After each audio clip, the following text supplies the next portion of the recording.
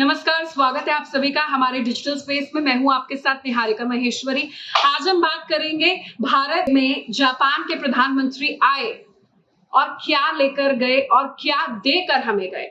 ऐसे समय में जब भारत और जापान की दोस्ती काफी पक्की है और इस दौरे से जापान के प्रधानमंत्री ने बता दिया है कि वो भारत का स्थायी दोस्त है। इस खास पेशकश में आज आपको बताने जा रहे हैं कि भारत को जापान के प्रधानमंत्री के इस दौरे से क्या फायदा है। ऐसे समय में जब शिंजो आबे भारत का दोस्त यानी कि इंडिया फ्रेंड के तौर पर कहलाए जाते थे और उनकी मृत्यु के बाद सीधे प्रधानमंत्री ने कहा था कि India is missing Shinzo Abe. उसके बाद अब जो नए प्रधानमंत्री आए हैं उनका ये दौरा कितना महत्वपूर्ण है, वो भारत को क्या देकर गए हैं और जापान के इस 2 दिन के दौरे से भारत को आर्थिक, तकनीकी और इसके साथ साथ रक्षा से जुड़े मसलों पर क्या कुछ सहयोग मिल सकता है, किस तरीके के डिप्लोमेटिक टाई अप्स हो रहे हैं, वो इस विशेष पेशकश में आपको बताते हैं। लेकिन उससे पहले ये बताना जरूरी है कुछ पॉइंट्स, जैसे कि हमने जापान के प्रधानमंत्री और भारत के प्रधानमंत्री पहले जो शिंजो आबे थे उनकी बॉडी लैंग्वेज देखी, हमेशा से ही गर्मजोशी के साथ दोनों में एक वाइब्स देखने को मिली। चाहे वो साबरमती आश्रम का पूरा दौरा हो, बुलेट ट्रेन में राइड हो और अब जापान के नए प्रधानमंत्री के साथ गोलगप्पे, आम पन्ना और लस्सी का जायजा लेना हो। गोलगप्पे पे चर्चा हुई, मजबूत चर्चा हुई और हर कोई अंतर्राष्ट्रीय स्तर पर, वैश्विक स्तर पर इस चर्चा और इस मिठास की, हालांकि स्पाइसीनेस रही ऑपोजिशन के लिए, सबके लिए, लेकिन जो लस्सी की मिठास थी और गोलगप्पे की स्पाइसीनेस, सब कुछ देखने को मिली और उसका रिजल्ट ये हुआ कि भारत को एक स्थायी दोस्त हमेशा के लिए मिल गया है। 70 साल की मजबूत दोस्ती के बाद अब ये 71वां साल है जब भारत और जापान के बीच में वैश्विक स्तर पर कई टाई अप्स हुए हैं। क्या कुछ हुआ है वो आपको बताने जा रहे हैं। दोनों प्रधानमंत्रियों के बीच में स्वच्छ ऊर्जा, सेमीकंडक्टर, सैन्य साजो सामान के क्षेत्र को लेकर सहयोग बढ़ाने पर लगातार सबसे पहले बात हुई है। आपको यहाँ बताना जरूरी है कि G7 शिखर सम्मेलन में जो जापान है वो इसको मजबूत सहयोग करेगा भारत को, और भारत को इनवाइट किया गया है। जापान की अध्यक्षता है वहां पर और वैश्विक इंटरनेशनल जो चैलेंजेस है उससे निपटने के लिए मिलकर काम करने का संकल्प लिया गया है दोनों देशों द्वारा। वहीं दूसरी तरफ Mumbai Ahmedabad high speed rail के लिए लोन की जो किश्त है यानी कि 300 अरब येन यानी कि लगभग 18,000 करोड़ रुपए, उसके जापानी ऋण की चौथी किश्त के प्रावधान के संबंध में ये पूरी चीज थी।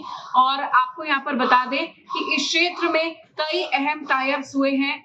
वहीं दूसरी तरफ जापान ने कहा है कि पिछले साल उन्होंने 5 वर्षों में भारत में 5,000 अरब येन के जापानी निवेश का लक्ष्य रखा था, यानी कि 3,20,000 करोड़ रुपए। ये एक उनके लिए सेटिस्फैक्शन की बात है कि इस दिशा में प्रगति हुई और आगे वो टेक्नोलॉजिकल डेवलपमेंट में और इन्वेस्ट करना चाहेगा। वहीं टोक्यो का आर्थिक सहयोग भी तेजी से बढ़ गया है। जो अपनी हाई स्पीड रेल परियोजना है उस पर तेजी से अब काम चलेगा, उसको और एक्सपेडाइट कर दिया गया है। भारत को आगे विकसित करने का ये समर्थन करने का प्लान है जापान का, और इसके साथ साथ भारत भी जापान को कई महत्वपूर्ण आर्थिक अवसर यानी कि पूरी तरीके से कमर्शियल अपॉर्चुनिटीज ऑफ ट्रेड प्रदान करेगा। भारत और जापान की बात करें तो एक पॉइंट पर और चर्चा हुई है। ये दोनों समान प्रोपेंसिटी ऑफ माइंड और समान विचारधारा वाले देश हैं और जो बाकी देश से जो चुनौतियां मिल रही है उसका समाधान करने के लिए एक साथ ही काम करेंगे और इसके लिए जो हिंद प्रशांत के व्यापक विस्तार स्तर में सहयोग वो कर सकते हैं।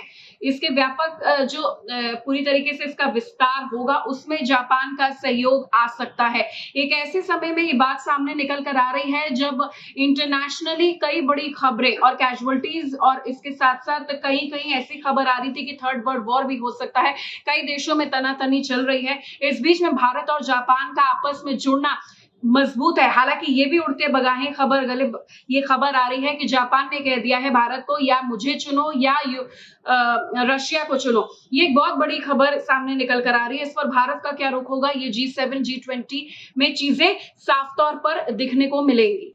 तो किशिदा जब भारत आए, ये कुछ ऐसे महत्वपूर्ण मसले थे जिस पर 2 दिन तक लगातार चर्चा हुई।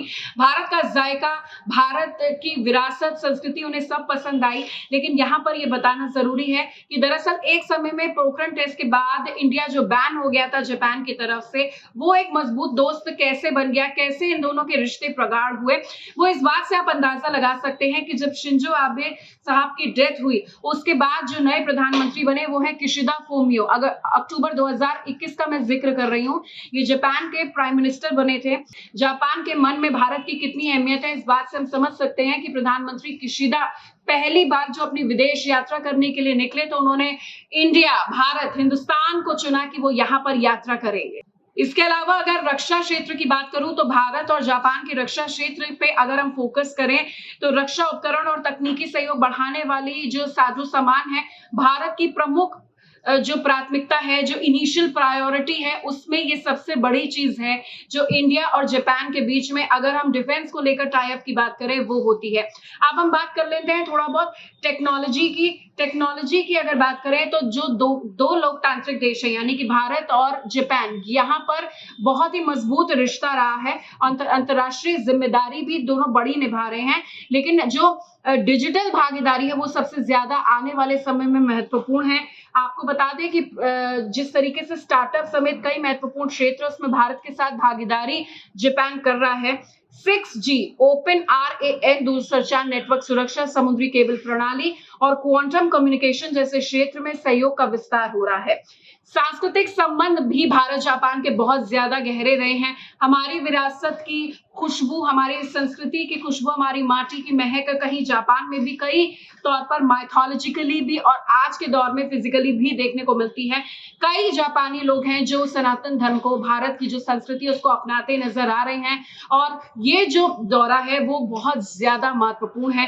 भारत भी जापान को बहुत इंपॉर्टेंट गिफ्ट्स और एक बहुत ही इमोशनल गिफ्ट्स हमेशा देता है जब यहाँ के प्रधानमंत्री भारत में आते हैं। भारत में जापान के 8,000 से ज्यादा लोग रहते हैं। वहीं जापान में बात करें तो 40,000 से ज्यादा इंडियन सिटीजन्स हैं, भारतीय प्रवासी हैं।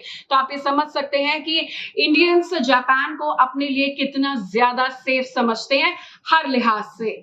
भारत जापान के राजनयिक संबंधों के 70 साल 2022 में पूरे हो गए हैं। बार बार में कह रहे हैं कि 71वां साल है और एक मजबूत और स्थायी दोस्त बता दिया जापान ने अपने आप को भारत का। तो इन मजबूत रिश्तों पर अगर मैं आगे बढ़ूं तो भारत और जापान ने हमेशा से ही माना है कि दोनों देशों के बीच में साझेदारी वो पीस को लेकर, शांति को लेकर, स्थिरता को लेकर और समृद्धि के लिए है। कोविड के बाद जो दुनिया में लड़ाई लड़ी गई थी और जो उभरे थे देश, उसमें भारत जापान का सहयोग आपस में एक दूसरे के लिए और बाकी राष्ट्रों के लिए काफी महत्वपूर्ण था। वैश्विक नजरिए से दोनों देशों के लिए इन समूह की अध्यक्षता काफी जरूरी है। मैं बात G7 और G20 की कर रही हूँ। बहुत बड़ी जिम्मेदारी दोनों देश आर्थिक तौर पर, अंतरराष्ट्रीय तौर पर, वैश्विक तौर पर निभा रहे हैं। और जिस तरीके से आप अगर बॉडी लैंग्वेज को देखकर समझ सकते हैं कि शिंजो आबे को तो मिस कर रहे हैं, लेकिन जो जापान के नए प्रधानमंत्री हैं जिनका नाम ही अपने आप में सबसे ज्यादा इस वक्त सोशल मीडिया पर वायरल हो रहा है, किशिदा फुमियो, वो भारत के नए स्थायी दोस्त बन गए हैं। वो आए, जापान से हमारा दोस्त आया और भारत को ये सब कुछ देकर गया है जो इस वीडियो में हमने अपने दर्शकों को बताया। यानी जापान से हमें फायदा ही मिलेगा। इंडिया और जापान के रिश्ते की अगर बात करें तो ये समझें कि पांचों उंगलियां घी में हैं। आपको ये वीडियो कैसी लगी प्लीज आप हमें बताइए। हमें लाइक, शेयर, सब्सक्राइब करिए और आपको इस तरीके की और वीडियो पर और व्यू पॉइंट और एनालिसिस चाहिए तो जरूर हमें कमेंट कीजिए। नमस्कार।